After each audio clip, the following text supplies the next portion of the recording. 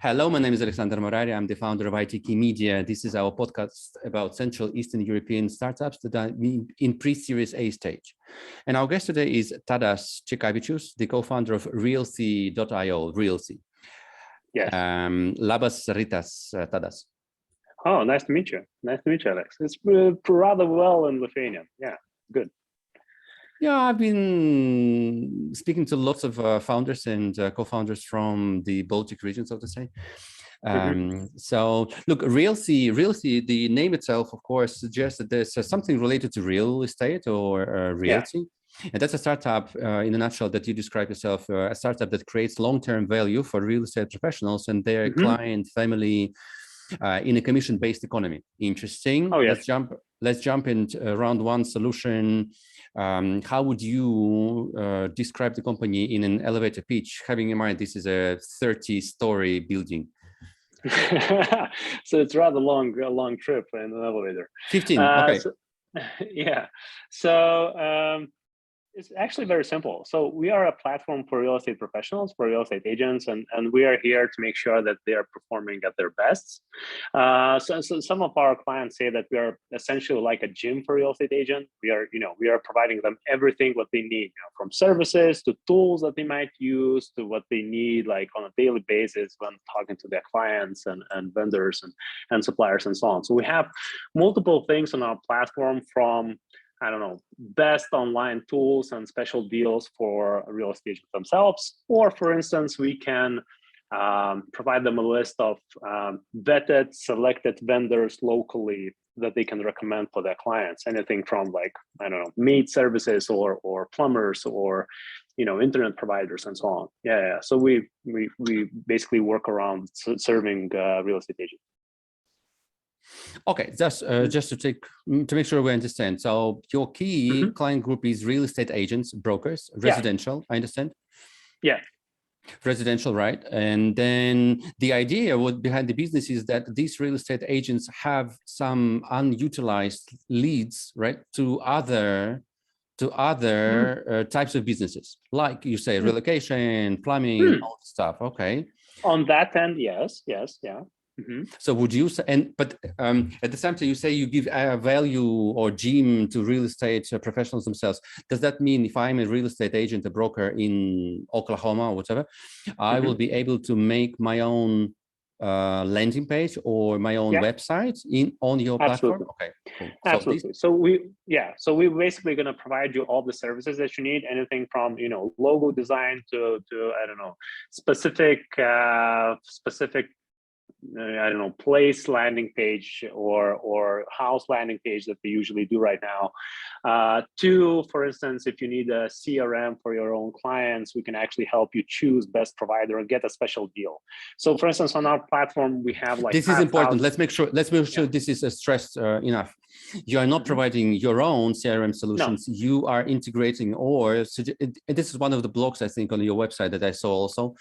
I was hoping to see that you are introducing your own tailor-made CRM systems, but what you do, you allow them to integrate with the front end that you take care of, right? I understand. Yeah. The management of their business can be a continuity of their previous habits or tools that they're using. Okay. So the idea, in real estate business is basically that every real estate professional is like a businessman themselves, and they're running their own business. And we are not in a role of actually telling them what they need to do or need to use, what kind of solution, what kind of tools, and how to run their business. No. We're rather in a place where we say like, hey, we can actually provide you all the information needed for you to choose specific tools. We can tell you which tools are best, which vendors in your local area actually serve clients best. We can do a lot of things on knowledge side and just, helping you choose, but you choose yourself. And we work and create partnerships with basically like a bunch of different online tools and services providers. We are going with them in a sort of deep partnerships where we understand their business, what kind of values they provide, and how they benefit real estate agents. And that helps us a lot to recommend them basically, and to lead them to their clients. Yeah. Okay, so just coming back to my business, let's say I'm a real estate agent broker in Oklahoma, and I used the word of mouth, and all of a sudden I think maybe I will organize myself in a real business, meaning I will need a website and so on. So I come to you. I understand. I buy. What's the process of me getting onboarded into the platform? Do I do this as a self-service, or you need to take me?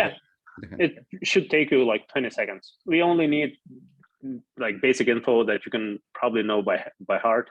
So you just log in, and then inside you will find, you know, special services, like you said, you know, creating a website for yourself, and you can just request a quote, and our representative will come in and ask a bunch of questions about what you're trying to do and how you're trying to build this. Is it just you, or is it the team? Do you have a specific brand, or you are still under Compass or on the Keller Williams or whatever? So we're gonna do actually all that work. Then we're gonna provide you options of, you know, how much it might cost, how long would it take, whether you're gonna like it. If so, then we're gonna, you know, start on the work. At the same time, on the platform, you're gonna find different, you know, things that you might need on you know, in the meantime. Maybe you need an MLS solution. We're gonna have something with like 30% discount to what you would find on your own, just because we have like 5,000 agents on our platform, and we can get a deal. Like, we can get a good deal that probably even your brokerage haven't negotiated, because, well, to be honest, brokerages are just lazy. But yeah, so that's that. So you mentioned what 5,000 brokers are already registered, right? Yeah. Okay. And so coming back to my business, so I understand how you can take care of my, or help my business, but then I understand the value for you, or my unutilized value, is that I have leads for sale or rentals and so on, meaning I have some hidden leads for professionals and tradesmen, like we mentioned already, HVAC, plumbing, interior design, and so on. So how do I utilize this? All right, so on our platform, you're going to find a section which is called vetted vendors. And what we do there, we go locally. For instance, we actually drill down now. We start from Texas on that end.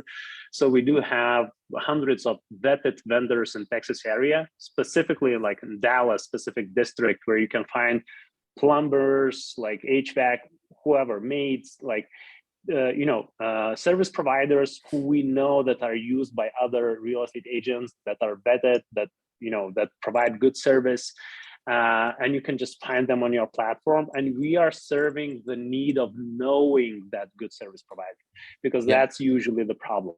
Like, you know, if you are especially a new real estate agent working maybe a year or two in a specific area, you need, I don't know, probably 50 to 60 different vendors just to know by heart who are actually providing good services, because your client might ask for them. And that's where we came in, basically. Yeah. Tadas, yes. So you said a couple of times vetted service providers. Good. Yes. How do you define to vet a service provider? And do you take any responsibility for any discrepancies? Oh, yeah. So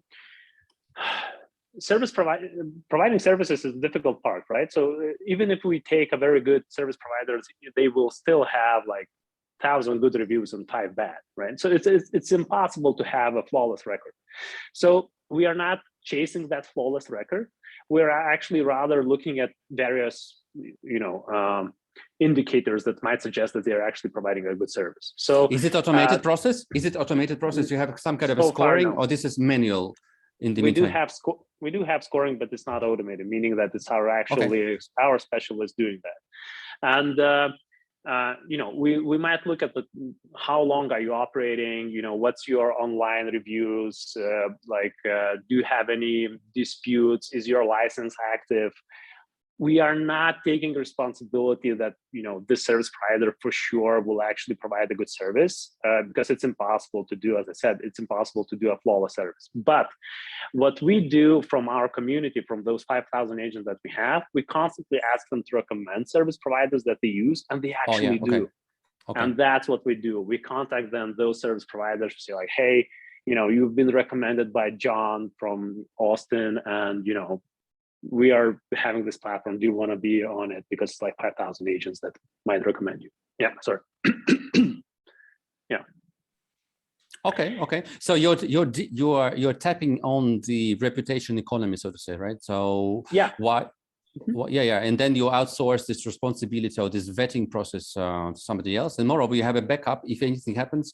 You have these caveats in reservation, I understand, somewhere in the user agreement or policies that that I refer to you as service provider based on my own, to the best of my knowledge, experience, understanding, and so on and so on. And you are not responsible for that. Moreover, I understand I can either list my recommendation for this tradesman or tradesperson, let's say, or choose not to give my name, right? So this could be one of the approaches. Okay, cool, interesting.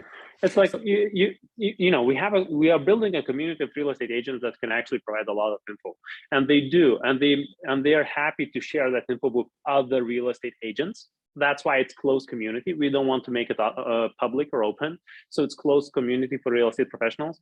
Because like you can look at us here as I don't know, LinkedIn. You know, somebody who is giving you a recommendation on LinkedIn, right? So they are not vetting that you are the best employee or so, but they are rather explaining that this is their experience and their experience was good and specific and so on. So this is similar thing how we approach this. We say that real estate agents can actually recommend good service providers because they care. They actually care about you know, what kind of services their home buyers and clients will get. Yeah, that's what I say. Just this reputation. You're not only endorsing somebody else's reputation, you're exposing your own reputation if you create some hiccups on the road as well. Okay, cool. Interesting. You know what I wanted to ask you as well, that is, it seems that you focus on servicing real estate agents, myself from Oklahoma, but also trying to help me earn commissions, I understand, on referrals to other types of businesses. Okay. And then my question was, do you have an approach for me to share to share a client that is not interested in buying a home, or let's say sells a home in my neighborhood, but is moving 2 states away from me, that I will not be able to, and I don't have my connections there, for example, right? Is it somehow already part of the business model that you have? Because I think what I want to say is, if I share leads of this type, my commission would be presumably much higher. Oh yeah.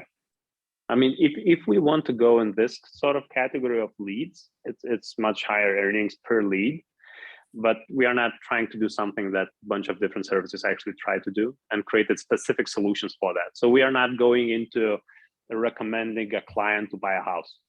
We are not going there because, so at least so far. Because I was waiting for this. Yes, okay. Because there are a bunch of services that actually try to do that, and you need to be at a specific scale to make this work, right? So you need to have a specific amount of agents, probably nationwide, to make sure that, because most of these recommendations work when somebody moves from one city to another, or from one state to another state, and your own real estate agent that you have cannot serve you, right? So this is when those recommendations work. So you need to be at a specific scale to actually do this.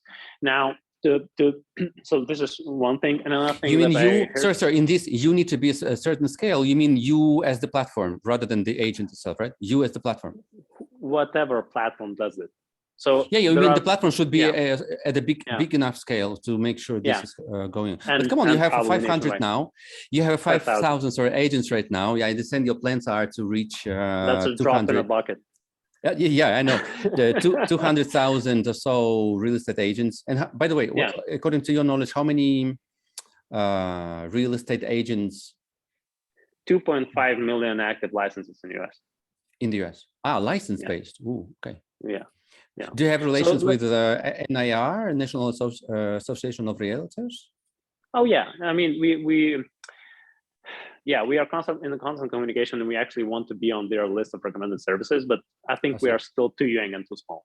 So, you know, we are just a startup and we are just starting. So that's why we are rather small and trying to find our fit, right? So 5,000 agents in Baltic region of CE looks interesting, and something in US is just still a drop in the bucket. Yeah, it's still a very, very small amount.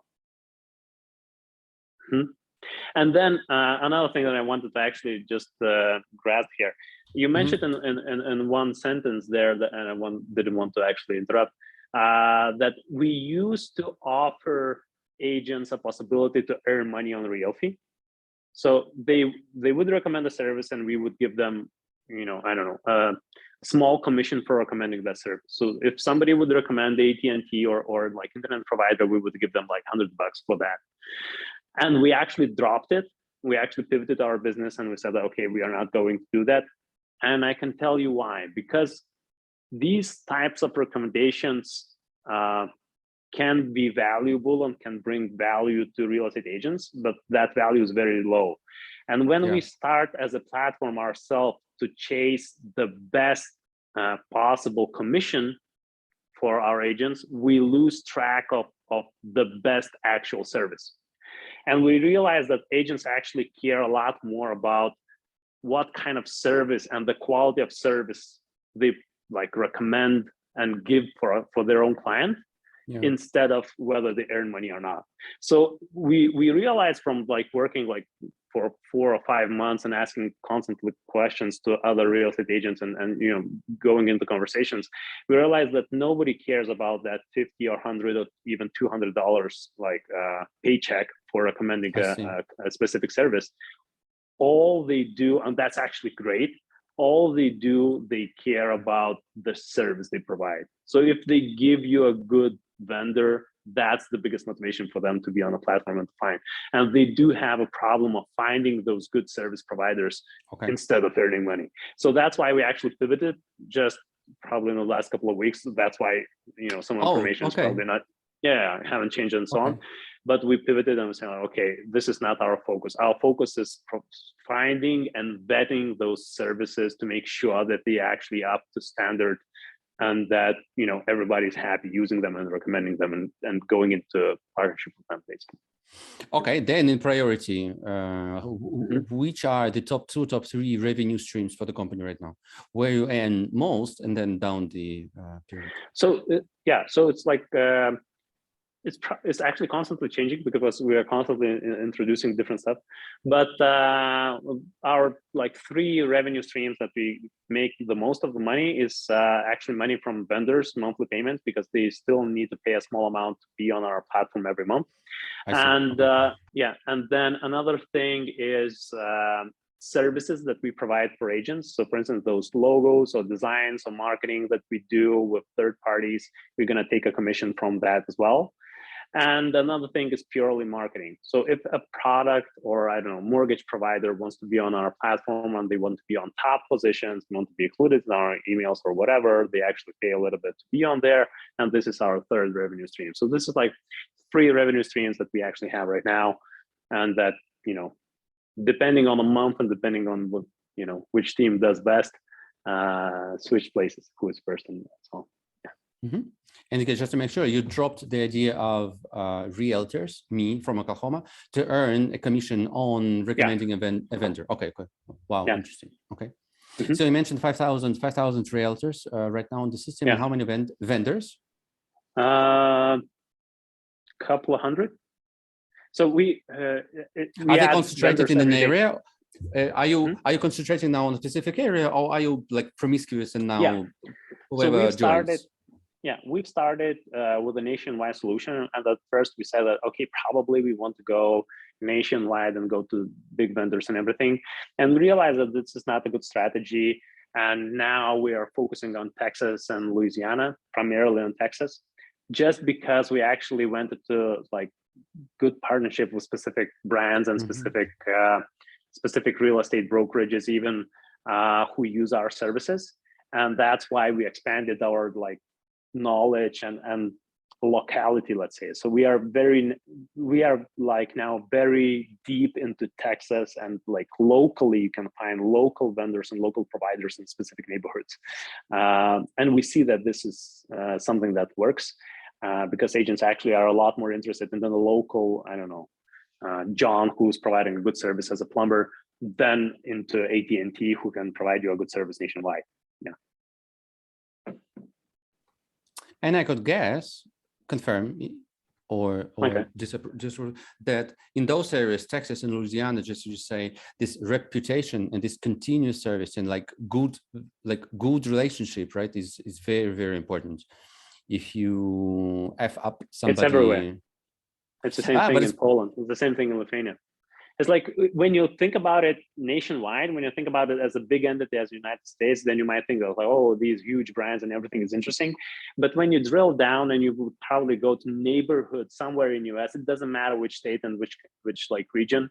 If you would go to a neighborhood, somebody in the neighborhood will only care on, not only, but mostly care about local firms and local companies providing a good services, and they will know those local companies and local firms. So everybody knows AT&T in US, but it's like nobody's excited about them. Nobody is like, yeah, this is a great service that my neighbor is providing, and I'm happy with them, and I'm wishing them all the best. And that's why nobody wants to recommend those services. But what you do really want to recommend, you want to recommend your, I don't know, college colleague, who's now owning a good business locally and can actually provide you a good service. So this is what you want to recommend, and this is why these services are very important, like locally.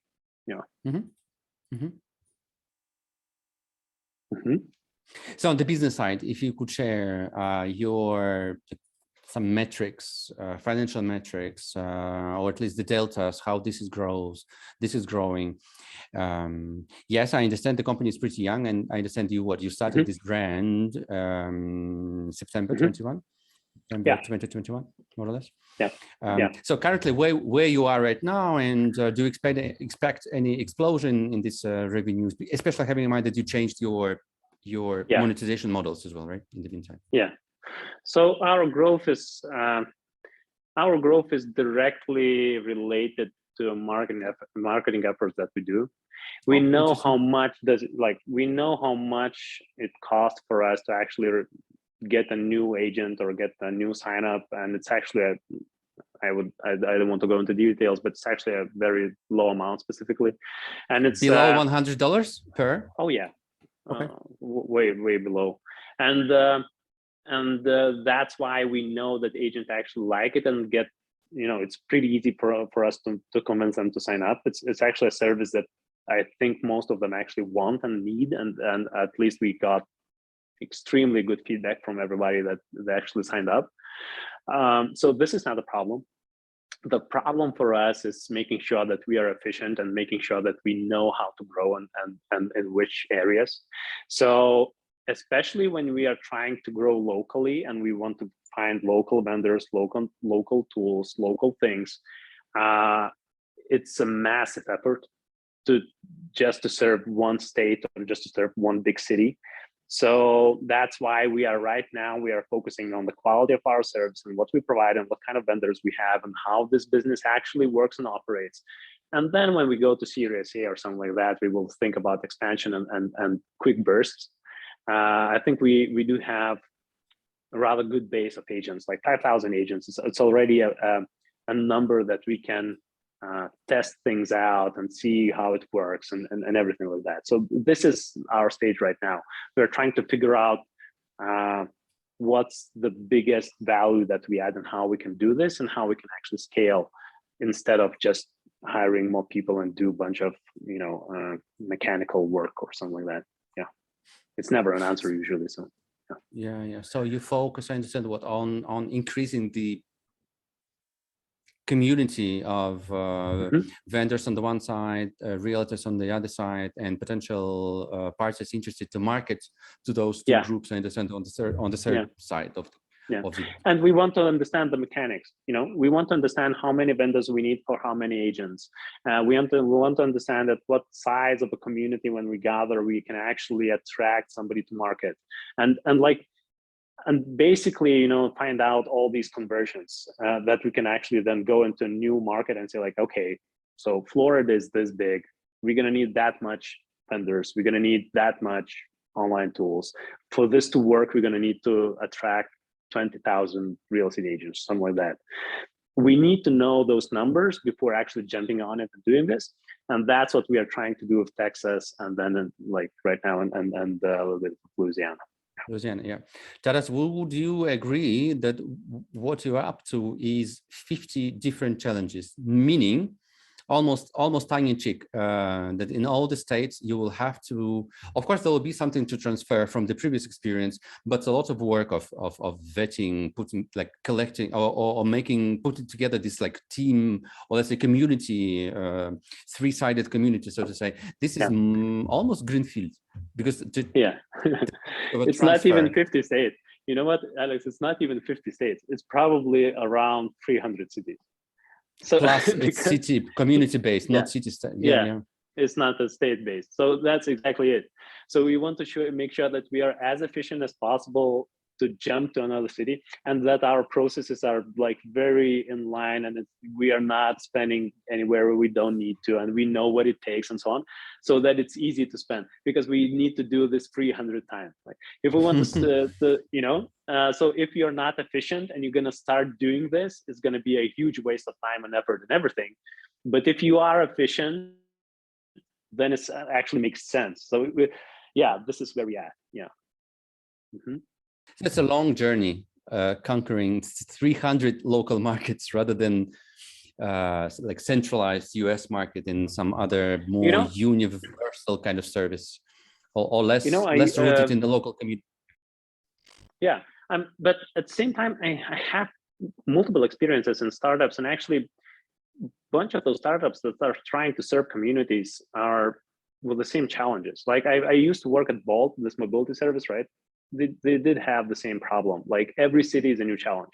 Like every city you start from scratch. Like I used to work at food delivery startup. It's the same thing. Every city that you launch is the same challenge. Like you need to have restaurants, you need to have couriers, you need to have people who actually use you, and so on and so forth. I don't think that anything new is here. We just actually need to figure out the guidebook, right? The rule book, how to do this, right? Every McDonald's that you see has the same challenge with every new McDonald's that they open, but they have such a clear set of rules and regulations that they know that if you actually make sure that all of those are ticked, McDonald's will work. Like this restaurant will actually succeed and will make money. So this is where we are. We are trying to figure out this rule book. We are trying to figure out what is essential for us and how we can actually achieve it in the least amount of time and money, and then we can start to replicate it and obviously improve it, but actually scale it. No matter how challenging it looks right now, I know that after successful 10 or 20 cities, just to say, let's focus on cities then, or local communities. After 10 and 20, definitely this is a rich, it's going to be like rich soil for other ideas on the go as a result of this interaction with local communities and so on. So exactly. This does sound promising. Then it's just a question of doing it more and more again, and trying to replicate that. But essentially the business is not changing. After the first 10 or 15 or so communities, I don't think that the business is going to be changing a lot. It's just going to be replicating, to different communities. And I can foresee you creating or discovering dimensions that you would never even have imagined before, all of a sudden, based on these data points locally. Interesting.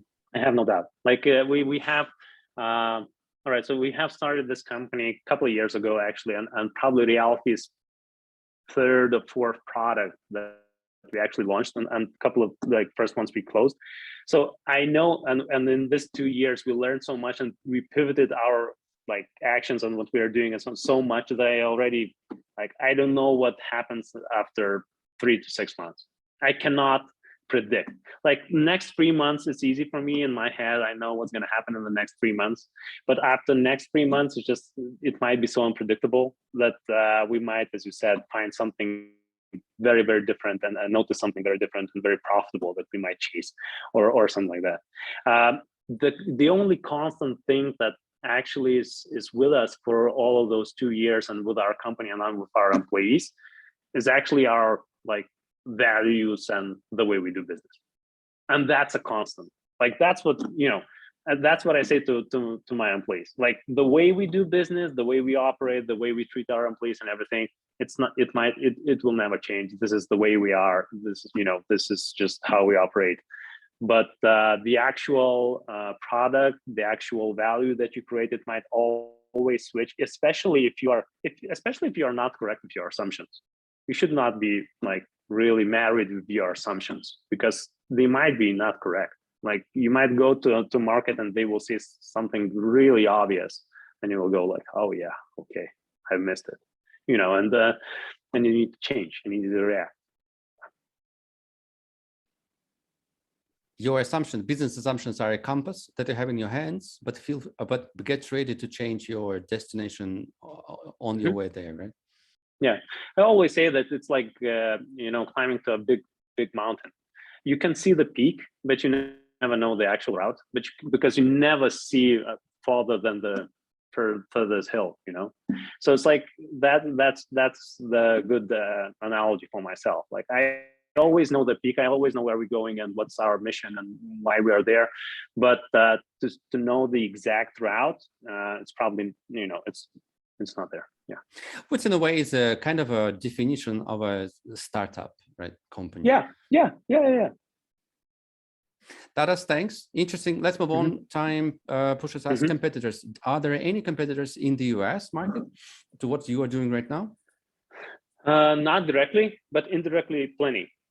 Meaning that even with those services that we are providing and we are giving to a real estate agent, actually every brokerage should provide those. And we are only in business because they don't, or they do a poor job. So, and at the same time, like every specific, service for building your own website, you can probably find plenty of agencies that do just that. But we are in one place. We do have this curated. We make sure that we actually lead you to good companies and to good deals. Yeah. And as you admitted, probably you will converge with time to other types of businesses that you are not taking into account right now, based on based on your successes in all those local communities and cities and so on, as you said. The pipeline in the US alone, you said, is what, around 300 cities, or markets, so to say. Yeah. Good, Tadas. With this, let's move on to round 3, quick Q&A. Basically, one question: what are your hacks for productivity as a co-founder of a company? Have time for yourself. Like it's always easy to go and work 16 hours a day, because it's always enough work to actually do 24/7 probably. There's always an excuse to work 16 hours a day. Yes. Yeah, always. But nothing good happens from that. So the only good breakthroughs and ideas and I don't know, motivations and everything happen from an hour of just walking through the forest and having a laugh with somebody, or walking a dog, and only then you just like, oh yes, we can do that, or we can do that. So I think it's very important to book that time for yourself and to have that space to think and to make sure that you're up to date with yourself. Yeah. Okay, and technically, what does it mean for you? Like weekends, you turn off your phone, or after 9 p.m. or 7 p.m., whatever your case is, no, I don't. Off. So how technically it looks in your case? Technically, it looks that I have specific blocks on my calendar that are always blocked. My employees are having fun. Even during the working hours, even during business hours? Okay, yes. I understand. I have, for instance, I have like a block of 3 hours every day that I spend with my son. I have like a 2-year-old son, and this is just 3 hours that I spend with my son, and this is blocked on my calendar. And people are having fun of me, but now they already realize that this is okay. But I need this. Like I need to have this time and work balance. I need to have a proper life instead of just trying to make sure that I'm productive. Yeah. Cool. Yeah. Interesting. So take care of your own time. To the benefit of the company, right? This is a hook all around. Okay. To the benefit of the company and outcomes and your effectiveness, of course, in the long run. Yeah. the company itself. So let's make a bridge here. So you can block your 3 hours during the day, just because I understand you are remotely working remotely. We do have an office, but we are fully compatible with anybody working from anywhere. Yeah.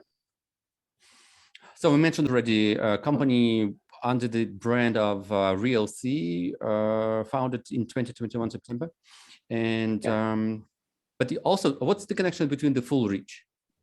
So Realthy is essentially a product from Full Reach.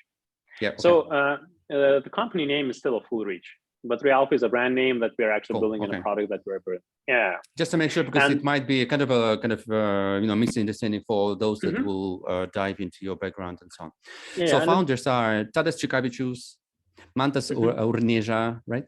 Algimantas Padigimas, I understand. And how many people you are right now in the company? We are 15 active like hired employees, and then probably a bunch of advisors and a bunch of people around us. So actually probably to the Realthy every day works like 30 people, but from different companies like third parties or advisors or freelancers or somebody else.